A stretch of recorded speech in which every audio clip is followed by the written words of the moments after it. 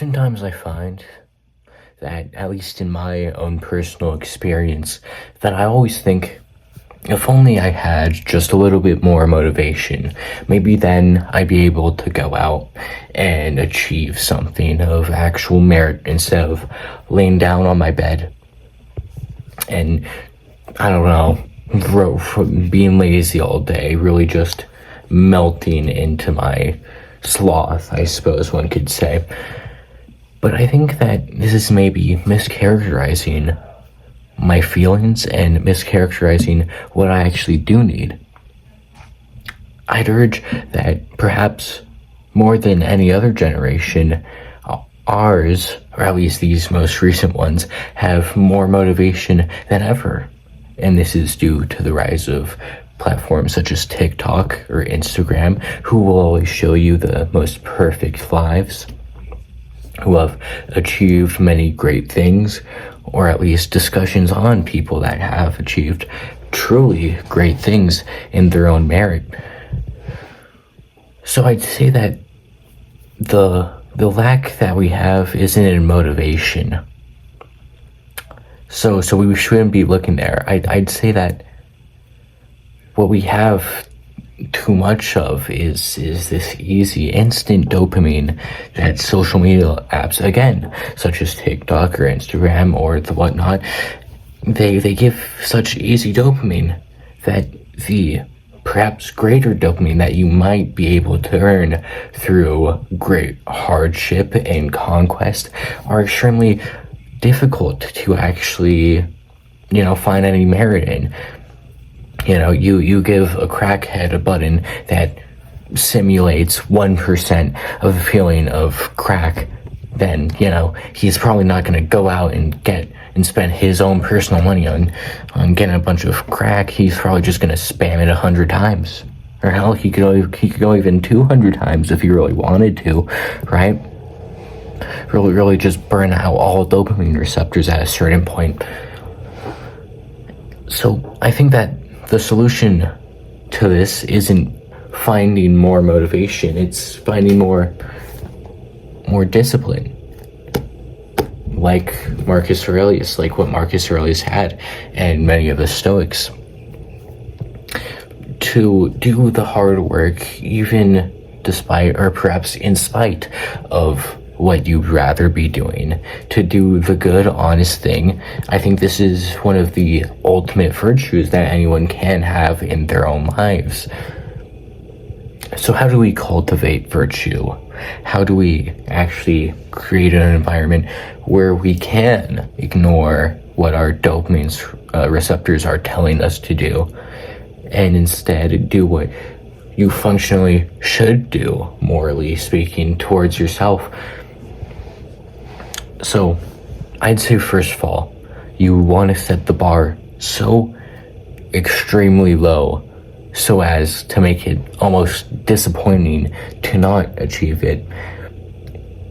So set your bar low. This is what my brother would always tell me. Set the bar low and then set it even lower than that, so that you can think, oh, wow, I can't believe I didn't even do that. At first you might be thinking, okay, I'll set a low bar, a page a day in a book. Okay, I'll read a page a day and I'll try to understand that. Okay, but maybe even that's too high. Let's set this bar even lower, perhaps. Let's skim through a book. Let's skim through a sentence, a paragraph of a book. And maybe then, after I've already started it, this simple task, I'll want to keep going. And no harm in that. Unless, of course, you overexert yourself after the first day and you think, wow, I'm so motivated right now, I'm gonna read 50 pages.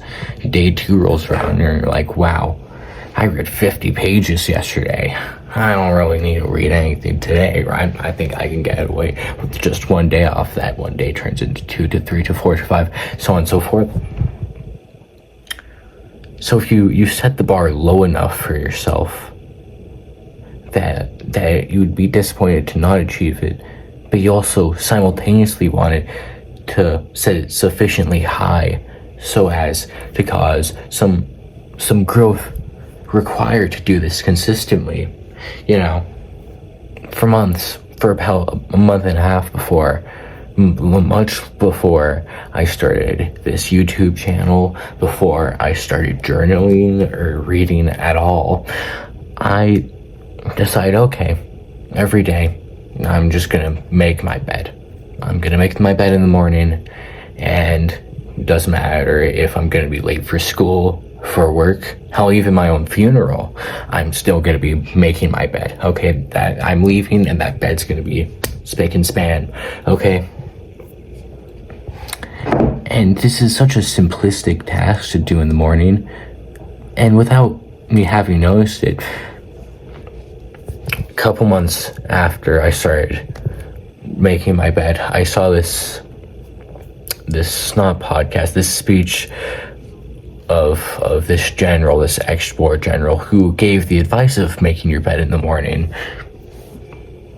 And he says this, that it's a easy success, an immediate early success in the day that'll make you to want to keep, I suppose, harvesting more successes throughout the day. And I think that he is completely correct in this, because even without me knowing about this advice, I still did so with full earnestly. I said, well, I already made my bed in the morning.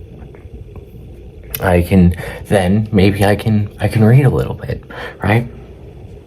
Then after I consistently did this for a couple of weeks, or perhaps a month it was, that's when I started journaling.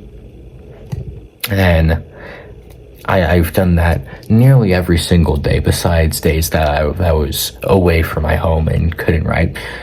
I think I'd die if anyone in my personal life saw me not only writing in my personal notebook, but then also if they read it, if they read my chicken handwriting, and they're like, wow, Sam, I didn't know you felt this way about yourself.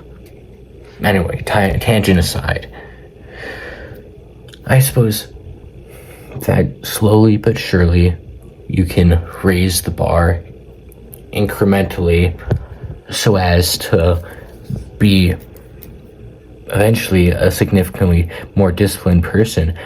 And to steal a little bit from a page of Aristotle's notebook, I suppose, part of discipline, this virtue, this ultimate virtue, is to fake it until you make it.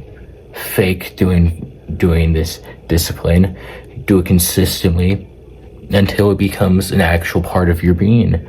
Now, I'm not perfectly virtuous.